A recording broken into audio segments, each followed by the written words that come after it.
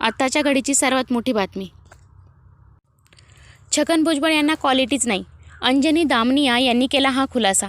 मंत्री छगन भुजबळ आणि सामाजिक कार्यकर्ता अंजली दामनिया यांच्यातील वाद पुन्हा उफाळण्याची शक्यता आहे. हायकोर्टातील याचिकेवरून दामनिया यांनी ईडीसह भुजबळांवर यांच्यावर निशाणा साधला आहे.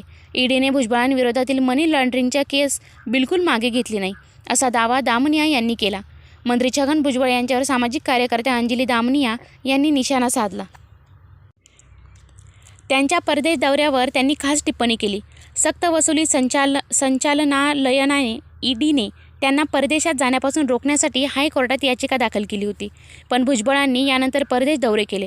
प्रकरणात त्यांनी ईडी आणि भुजबळ यांच्यावर निशाणा साधला.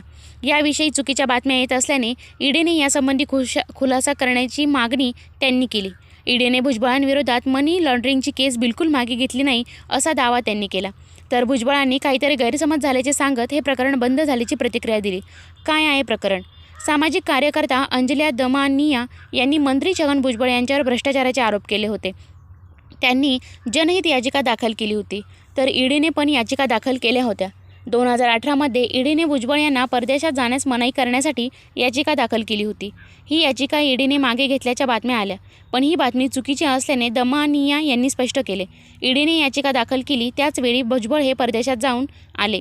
ते परदेशात जाऊन आल्याने आता या दाव्याला अर्थ नसल्याचं मत कोर्टाने मांडले. त्यावर या प्रकरणात भुजबळांना दिलासा मिळाला. भुजबळांना क्वालिटीच नाही, पण मनी लॉन्ड्रिंगची कुठलीही केस ईडीने मागे घेतली नाही, असा दावा त्यांनी केला. मंत्री भुजबळ यांना या प्रकरणात कुठलीही क्वालिटीज देण्यात आलेली नाही, ही याचिका मागे घेतली नसल्याचे त्यांनी सांगितले. त्यांच्या राजकीय वादात आपल्याला पडायचे नाही, त्यांचा भ्रष्टाचाराविरोधात आपला लढा होता आणि तो मरेपर्यंत लढत राहील, असा निर्धार त्यांनी व्यक्त केला. भुजबळ यांचा दावा काय? काहीतरी गैरसमज झालेला आहे, बातमी अतिशय चुकीची आलेली आहे, असे भुजबळ यांनी म्हणणे मांडले. 2-3 वर्षांपूर्वी परदेशात कामानिमित्त जायचं होतं, तेव्हा आम्ही कोर्टाला परवानगी मागितली. कोर्टाने परवानगी दिल्यानंतर 2दा परदेशात जाऊन आल्याचे त्यांनी स्पष्ट केले. परदेशात जाण्याविरोधातील हे प्रकरण आपणास विसरलो होतो. ईडी पण हे प्रकरण विसरल्याचा दावा त्यांनी केला.